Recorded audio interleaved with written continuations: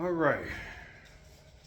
Shalom, shalom. First and foremost, we want to give all honor and all praises to Yahweh, Bahashem, Yahweh Shai, Bahashem, Rakakwadash. Double honors to the apostles and elders of Great Millstone, whom we've learned this 1% truth.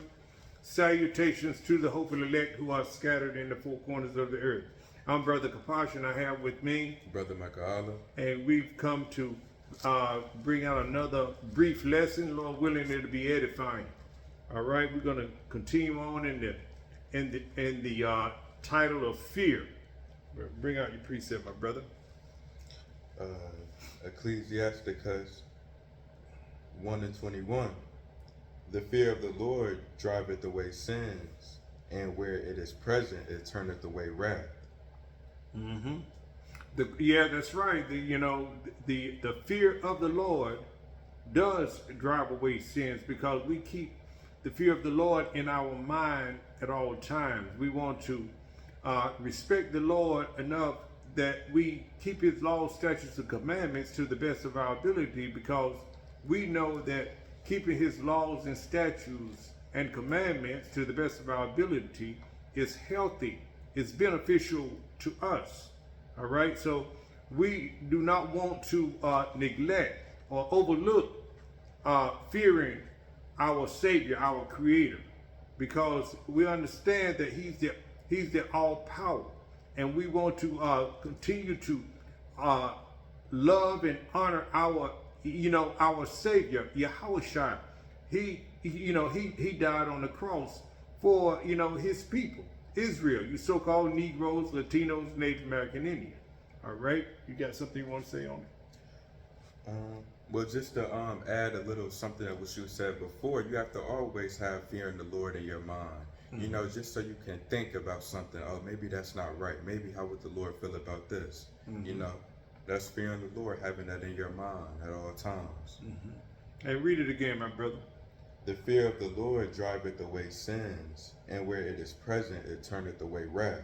Yeah, the fear of the Lord driveth away sin. See, as a matter of fact, the Lord commands us to fear him, doesn't it, brother? Mm-hmm. All right, and it keeps, by us fearing the Lord, it keeps his wrath off of us, his anger. You see, because the wages of sin is still death. You see, roughly paraphrasing. So it reads, the fear of the Lord driveth away sins. You're not going to have place for sin as we fear the Lord properly. You see, as we keep the fear of the Lord in our minds and meditate on, his truth, these scriptures, we're going to understand not to transgress the law, because we understand that sin is the transgression of the law. All right? Mm-hmm. All right, you got another precept? Oh, you want to say something? Now, just to add on where you said it was a requirement, we can hit that in Deuteronomy 10 and 12. Mm-hmm. And now, Israel, what doth the Lord thy power require of thee, but to fear the Lord thy power, to walk in all his ways, and to love him, and to serve the Lord thy power with all thy heart and with all thy soul. Mm-hmm. You want to speak on it? But that just goes to show that it's a requirement. Mm-hmm. It's a requirement to the elect, the so-called Negro, Native American, and like Hispanic people of this. Yeah, you're fine. You're fine. It's the Israel.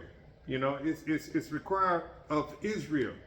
Your so-called Negroes, Latinos, Native American Indians. Yeah, because we are commanded to fear Yahweh Hashem, Yahweh Shai. It's not a thing where you can, maybe I do it or maybe I won't. This is a requirement from, the Almighty, Yahweh Hashem, Yahweh Shai, that we fear him so that we may keep his laws, statutes, and commandments close, in our minds. You see, read that again, my brother. And now, Israel, what doth the Lord thy power require of thee, but to fear the Lord thy power, to walk in all his ways, and to love him, and to serve the Lord thy power with all thy heart and with all thy soul. Mm-hmm, yeah, and we are to serve the Lord by fearing him. You can only serve the Lord only if you fear Him. And I have a precept. I'm looking right at it. It is the book of Ecclesiasticus, Sirach 1 and 27, which reads, "For the fear of the Lord is wisdom." You see, and instruction. It's wisdom, and instruction for the Israelite man, woman, and child. We live by these laws, statutes, and commandments.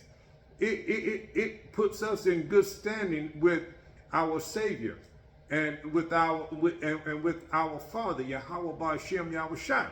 You see, the fear of the Lord is wisdom. That's the right way to live. That's of course. Let me get this other precept real quick. Isaiah.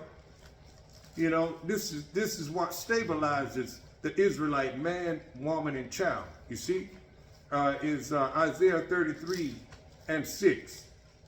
Let me see if I can get it real quick. Like Isaiah 33 and 6 is our stability. This wisdom and knowledge. All right, and it says here, Isaiah 33 and 6, "And wisdom and knowledge shall be the stability of thy times and strength of salvation. The fear of the Lord is his treasure." See, we understand that about our power. The fear of the Lord is his treasure. And this is the right way to live as we keep his laws, statutes, and commandments. Of course, to the best of our ability. All right? Where was I in, and let me read this again in Sirach, Ecclesiasticus, Sirach, known as Sirach 1 and 27. "For the fear of the Lord is wisdom." You see? And it stabilizes us. "And instruction, and faith and meekness are his delight." You see? All right? You got something, or you got another precept? No, I was about to pull up that Micah 6 and 8. Okay. If you wanted me to get that. All right.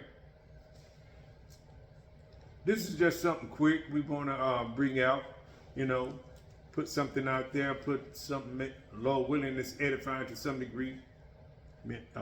Michael, Allah, and myself, Pasha. We got Micah 6 and 8. "He hath showed thee, O man, what is good, and what doth the Lord require of thee, but to do justly, and to love mercy, and to walk humbly with thy power." That's all enveloped in keeping the law, statutes, and commandments to the best of your ability. Our ability, the Israelite man.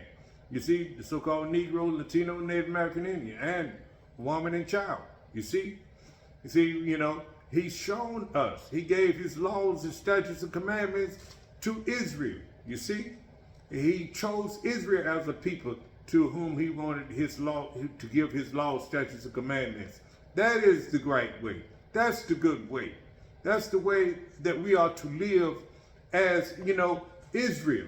You see, Israelites. You see? So read that again, my brother. "He hath showed thee, O man, what is good, and what doth the Lord require of thee." See, the Lord commands us. He has a requirement of the Israelite man, woman, and child. And what's the requirement? The fear of the,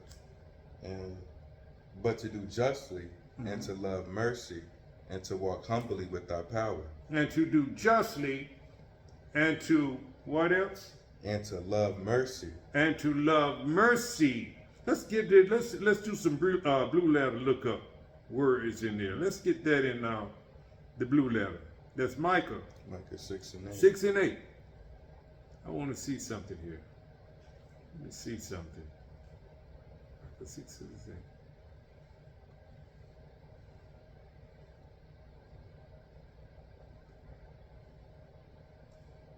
Okay. All right. Let me get something here. But just to add on to that, the Most High telling you it's a requirement. He's not suggesting you to fear him. Yeah. And that justice means judgment. Justice, ordinance, judgment, act of deciding a case, place, court, seat of judgment, process, procedure, litigation before judges. All right? Right, privilege, due. These are some words, that describes justice. To do what's right. You see, with other Israelites, to not to do another Israelite wrong, especially a brother that's in the truth. You see, read that again, my brother. He hath showed thee, O man, what is good, and what doth the Lord require of thee, but to do justly, and to love mercy, and to walk humbly with thy power. That's all enveloped in the law, statutes, and commandment, showing mercy to other Israelites by correcting them, rebuking them. Sometimes you have to be harsh with other Israelites, brothers and such. But nonetheless, these are the things that the Most High commands us to do, to fear Him enough to bring correction and to bring it properly. And what else it says? To humbly. Did it say something about humble? And to walk humbly with thy power. See, we're not to think more highly than we should of ourselves, you see, because we know that, Yahweh Hashem Yahushua is the ultimate power, you see, and Yahweh Shai is our high priest as well, you see. But see, therefore we should humble ourselves toward one another as well, not to get big-headed, and lord your position over another brother. You see, you gotta come, come humbly as well. But of course, there are some times you have to be stoic and you have to be stern. It's not a problem, as long as you're doing it in the fear of the Lord, you see. So you got anything you want to bring up? Oh, just to add to that, this is a humble walk. You can't think that you're ahead of everybody. If you in a camp with a group of the elect brothers, you can't think that you're learning at a faster pace or you catching on this faster. This is a humble walk. You can't be ahead of yourself and get airheaded. Correct. All right.